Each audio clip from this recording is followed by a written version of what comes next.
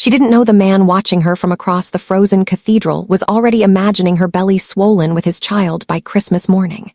He didn't believe in love until her laugh shattered something ancient inside his chest, and suddenly, waiting wasn't an option. By midnight, blood would stain the snow, vows would be whispered in the dark, and she'd realize the most dangerous thing in Seoul wasn't the enemies hunting him. It was how far he'd go to make her his. Welcome to Maffick's Stories. If you found this story interesting, don't forget to hit the like, share, and subscribe. Ucha Muntana had never been to South Korea before tonight. The cathedral glowed like a snow globe under December lights, and she stood near the back, clutching a program she couldn't read.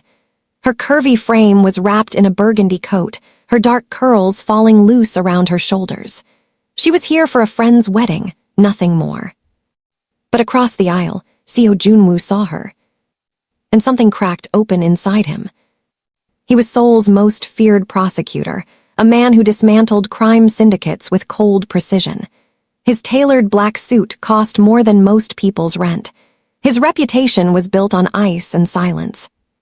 But when Ucha laughed softly at something the bride said, Joon-woo felt his pulse stutter. He didn't believe in fate. He didn't believe in softness. Until now. Later that night, the reception spilled into a glittering hotel ballroom. Ucha stood near the champagne table, overwhelmed by the elegance and the language barrier. She felt out of place, beautiful but invisible. Then a shadow fell over her. You don't belong here. She turned. The man before her was devastatingly handsome, sharp jawline, dark eyes that felt like they could see through skin. His voice was low, accented, dangerous. Excuse me, she said, lifting her chin. You belong somewhere quieter, Joon-woo said, his gaze tracing her face like he was memorizing it. Somewhere I can hear you laugh again. Her breath caught. You don't even know me. Not yet. He walked away before she could respond, leaving her heart racing. The next morning, Ucha woke to a bouquet of white roses outside her hotel door. No card, just flowers that smelled like winter and wealth. She should have been unnerved. Instead, she was curious. By the end of the week, she'd seen him 3 more times, always watching, never approaching. At a cafe, outside her hotel, in the lobby of the law firm where she was consulting on a translation project. It should have felt like stalking, but it felt like gravity. One evening, she confronted him in the parking garage.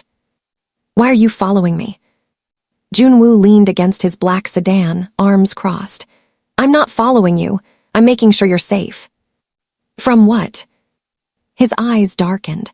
From men who don't deserve to look at you. Her pulse hammered. You're insane.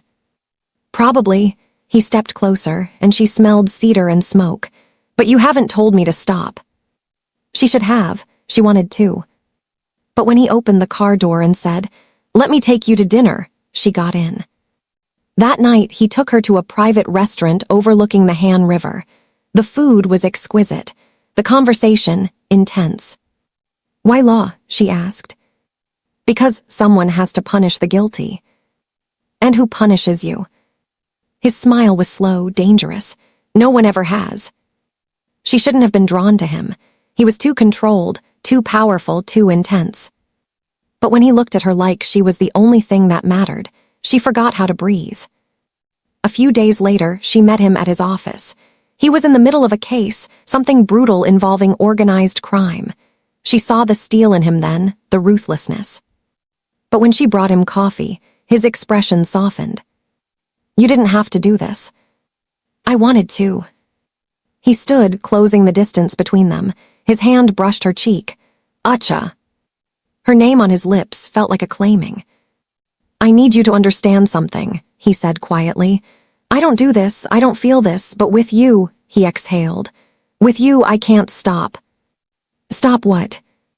Wanting you, needing you, imagining a future I never thought I'd have. Her heart thundered. Joon-woo. I will not stop, he whispered, until I see you pregnant, until you're mine in every way that matters, until there's no question who you belong to. She should have run. Instead, she kissed him. The following week, everything shifted.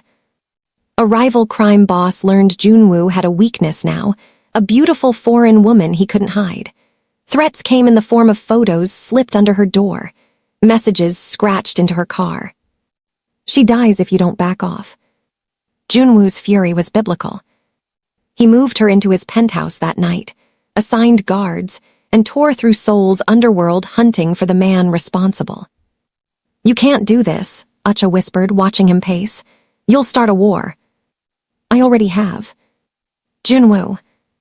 He pulled her close, his hands framing her face. "No one touches you. No one threatens you.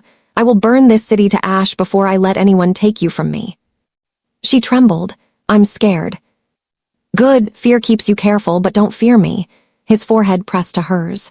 "Never me." That evening, tension bled into something else. They stood in his kitchen, the city glowing beyond the windows. He poured her wine. She didn't drink it. "Why are you really doing this?" she asked. "Because the moment I saw you, something woke up inside me, something I didn't know was dead." He stepped closer. "You make me want things I thought I'd buried." "Like what?" "A home, a family, a life that isn't just blood in courtrooms." Her breath hitched. "Joon-woo." "I want to see you round with my child by Christmas morning," he said, voice rough. "I want to wake up next to you every day. I want to protect you, provide for you, worship you." "That's insane." "Then call me insane." She kissed him first this time, desperate, aching, full of fear and want. He lifted her onto the counter, his hands reverent and possessive. "Tell me to stop." "Don't." What happened next was fire and shadow, breathless and overwhelming. He touched her like she was sacred, like he'd been starving for years. She clung to him, lost in the intensity, the safety, the impossible heat between them. When it was over, she lay tangled in his sheets, heart still racing. He pulled her close, kissed her temple. "Stay." But when she woke the next morning, doubt crept in. What if this was just obsession? What if he regretted it? She dressed quietly and left before he woke. By noon, Joon-woo was tearing through the city looking for her. She turned off her phone, gone back to her hotel. But he found her anyway. He kicked open her hotel room door, eyes wild. "Why did you leave?" "Because this is crazy," she shouted. "You don't even know me." "I know enough." "You know nothing. You want some fantasy." "I want you." He crossed the room, gripping her shoulders. "I don't care if it's crazy. I don't care if it's fast. I know what I feel." Tears spilled down her cheeks. "What if you change your mind?" "I won't." "You don't know that." "Ucha," his voice cracked. "I have spent my entire life controlling everything, but I can't control this. I can't control how much I need you." She broke. He caught her. And in that moment, she believed him. The following morning, Joon-woo took her to meet his family. His mother was elegant and sharp-eyed, his father a retired judge. They looked at Ucha with polite curiosity that bordered on scrutiny. But when Joon-woo held her hand at the dinner table and said, "She's the one," everything shifted. His mother smiled. His father nodded with quiet approval. "Welcome," his mother said softly in careful English. "Welcome to our family." Ucha's throat tightened. She hadn't expected acceptance, hadn't expected warmth. But Joon-woo had promised her everything, and he delivered. A few days later, the danger returned. She was leaving a cafe when a black van screeched to a halt. Hands grabbed her. A cloth pressed over her mouth. Darkness swallowed her whole. When she woke, she was in a warehouse, wrists bound, head pounding. A man stood before her, cold eyes, expensive suit. The rival crime boss Joon-woo had been hunting. "He took everything from me," the man said, "so I'll take everything from him." Ucha's heart thundered. "He'll kill you." The man smiled. "Let him try." Meanwhile, Joon-woo was a storm of rage and terror.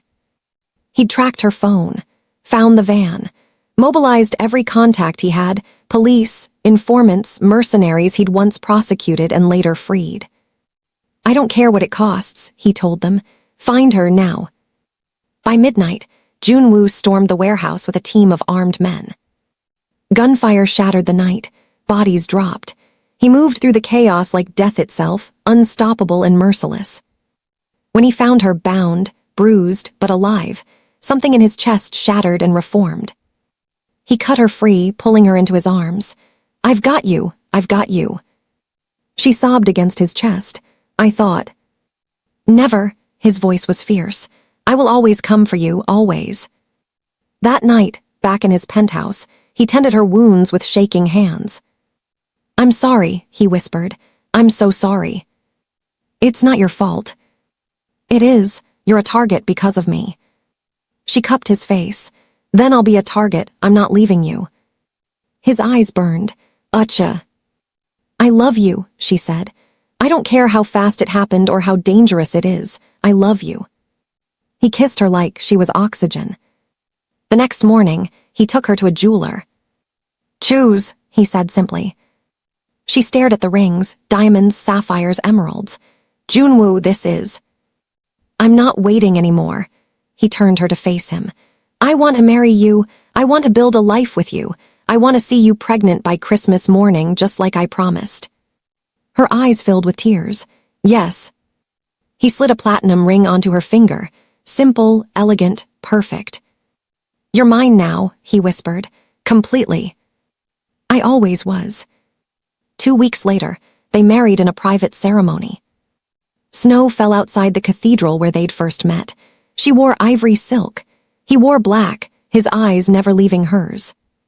When the officiant pronounced them husband and wife, Joon-woo kissed her like he was sealing a vow written in blood and starlight.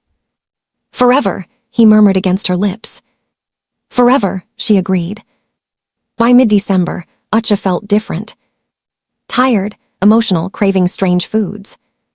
She took the test alone, hands shaking. 2 lines. Positive. When Joon-woo came home that evening, she was waiting in the living room, tears streaming down her face. He dropped everything. "What's wrong?" She held up the test. For a moment, he just stared. Then he crossed the room in 3 strides, lifting her off her feet, spinning her as laughter and tears mixed together. "You're serious?" "I'm pregnant." He set her down carefully, reverently, his hands moving to her still flat stomach. "A baby." "Our baby." His eyes glistened. "By Christmas." "Just like you said." He kissed her softly, deeply, full of wonder and possession and desperate love. "I told you I wouldn't stop. I told you I'd see this through." She laughed through tears. "You're impossible." "I'm yours." On Christmas morning, they woke tangled together, snow falling beyond the windows. Joon-woo's hand rested on her stomach, protective and possessive even in sleep. Ucha watched him, this dangerous, powerful man who'd torn apart the world to keep her safe, who'd loved her with an intensity that should have terrified her. But she'd never felt safer, never felt more loved. He stirred, eyes opening. "Merry Christmas, wife." "Merry Christmas, husband." He smiled, rare, beautiful, meant only for her. "Our baby's first Christmas." Technically, they're the size of a poppy seed. "Doesn't matter," he kissed her stomach. "They're ours." She ran her fingers through his hair. "What do you want, boy or girl?" "Healthy and yours." He looked up at her. "That's all that matters." Tears pricked her eyes again. "I love you." "I love you more."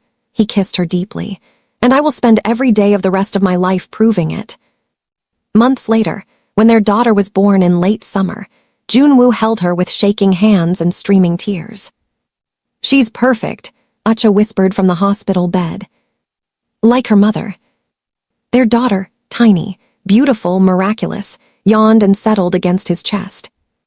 And Seo Joon-woo, Seoul's most feared prosecutor, the man who'd burned down half the underworld to protect the woman he loved, finally understood what it meant to be completely, utterly defeated.